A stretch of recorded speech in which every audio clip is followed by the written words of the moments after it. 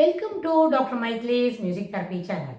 இன்றைய பதிவிலையும் therapeutic music in detail என்ற தலைப்பில் சில செய்திகளை நம்ம பகிர்ந்துக்கலாம். இந்த தெரப்பியூட்டிக் மியூசிக் நம்மளோட எமோஷ்னல் பிஹேவியரில், that is neurobiological aspects of மியூசிக்கில், நியூரோபயாலஜி ஆஃப் மியூசிக் என்ற தலைப்பில் இந்த எமோஷ்னல் ஆஸ்பெக்ட்ஸில் இசை என்னெல்லாம் பங்கு வகிக்கும், இசையின் மூலமாக நம்மளுடைய பழக்க நடத்தைகள் என்ன சிறப்பான அளவில் மாறும் அப்படின்றதையும் நம்ம பார்க்கலாம்.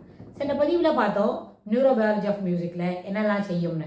ஸோ அதற்கு தொடர்புடையதாக நம்மளோட எமோஷ்னல் பிஹேவியர்னால் என்ன, சிறப்பாக பகிர்ந்து கொள்ளணும், எளிமையாக பேசணும், கோபம், பொறாமை, உற்சாவாமை, அதெல்லாம் நம்ம என்ன செய்யணும், 6 விதமான ஆமைகளையும் நம்மளிலேருந்து விளக்கணும். எல்லா விதமான இனிமை, மகிழ்ச்சி போன்ற குணங்களை வளர்த்து கொள்ள வேண்டும். ரேஜ், ஃபியர், அதெல்லாம் என்வி, ஆங்கர் எல்லாம் நம்ம விட்டுறணும் அப்படின்னு சொன்னோம். அதாவது ஏற்றுக்கொள்ளக்கூடிய குணநலன்களை மட்டுமே நம்ம வெளிக்காட்ட வேண்டும்.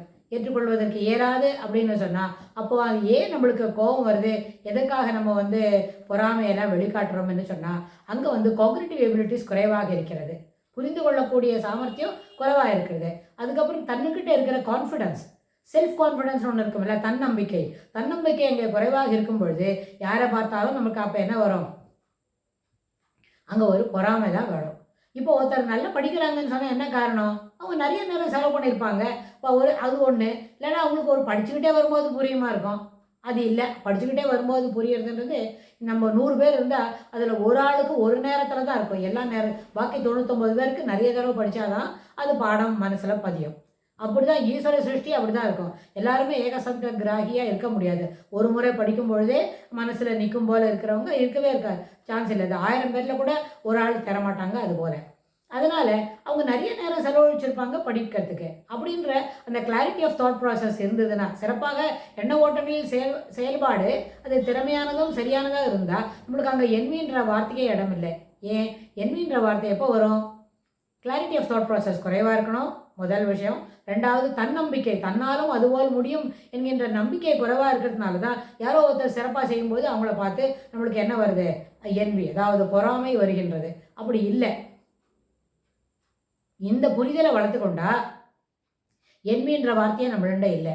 ஆனால் அந்த புரிதல் குறைவாக இருக்கிறதுன்னா, அந்த சரியான புரிதலுக்கு ஏற்படும் போது அந்த இடத்துல இசையை தொடர்ந்து கேட்டால், அந்த எது போல் இசை கேட்கணும்ன்ற அந்த மியூசிக் தெரப்பிஸ்ட்டு என்னை போல் இருக்கிறவங்க அதை சொல்லிக் கொடுப்பாங்க. How to come out of the nagging negative thoughts அப்படின்றத சொல்லிக் கொடுப்பாங்கன்னு சொன்னால், அந்த நேரத்தில் அந்த புரிதல் அங்கே சிறப்பாக அமைந்தால் தனக்கு இந்த இயலாமை இல்லை, தன்னால் இது முடியும், நம்ம இதை முயற்சி செய்து நம்மளுக்கும் சிறப்பாக படிப்பதற்கும் சிறப்பாக நல்ல மதிப்பெண்கள் வாங்குவதற்கும் முயற்சி செய்ய முடியும் என்கின்ற எண்ண ஓட்டங்கள் புரிதல் ஏற்பட்டதுனாலே அங்கே என்வி என்ற வார்த்தையை அவங்க டிக்ஷனரியிலே இல்லாத கூட பண்ண முடியும்.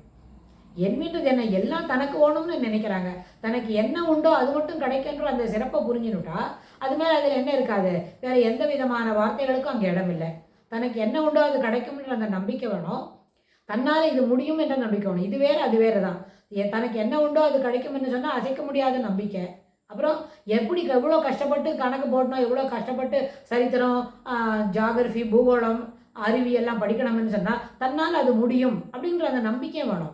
ஸோ இது ரெண்டுமே என்ன செய்யும், நம்மளுக்கு அந்த முயற்சியை பலிதமாக ஆக்கும். முயற்சி பலிதமாக ஆக்கினா அங்கே என்வின்ற வார்த்தைக்கே இடமில்லை. நம்மளால இது முடியாதோ என்னமோ, அவங்க தான் பண்ணுறாங்க, அவங்க மட்டும் பண்ணுறாங்களே அப்படின்னு சொன்னால், ஆமாம் அவங்க பண்ணுறாங்கன்னா she is spending more time. அந்த பக்கத்தில் இருக்கிற ஸ்டூடெண்ட்டு நிறைய நேரம் செலவு பண்ணி தனக்கு இது வேண்டும், இதுபோல் நிறைய மதிப்பெண்கள் வேண்டும், அதிகமாக மதிப்பெண்கள் பெற்று முதல் நிலையில் நிற்க வேண்டும் என்கின்ற விடாமுயற்சி இருக்குது. தொடர்ந்து அதுக்கு she is putting her effort என்ன, விடாமுயற்சி தொடர்ந்து துளியாக போட்டுக்கிட்டே இருக்கிறாங்க. அது அவங்களுக்கு கிடைக்கிறது. அதனால் தொடர்ந்து செயல்பட முடியும் என்கின்ற தன்னம்பிக்கை வளர்த்து கொண்டால் அங்கே என்னதில்லை, என்வி என்ற வார்த்தை இல்லை. அப்படி தொடர்ந்து தன்னம்பிக்கையை வளர்த்து கொள்ள முடியும், தொடர்ந்து முயற்சியை விடாமல் செய்ய வேண்டும் என்கின்ற எண்ண ஓட்டங்கள், அந்த தெளிவான எண்ண ஓட்டங்கள் இசை கேட்டு பயனடைவதன் மூலமாக பெற முடியும் என்று சொல்லி இந்த பதிவை நம்ம நிறைவு செய்கிறோம். இதுக்கு தொடர்புடைய செய்திகளை வரப்போகிற பகுதிகளிலும் பார்க்கலாம். தேங்க்ஸ் ஃபார் வாட்சிங்.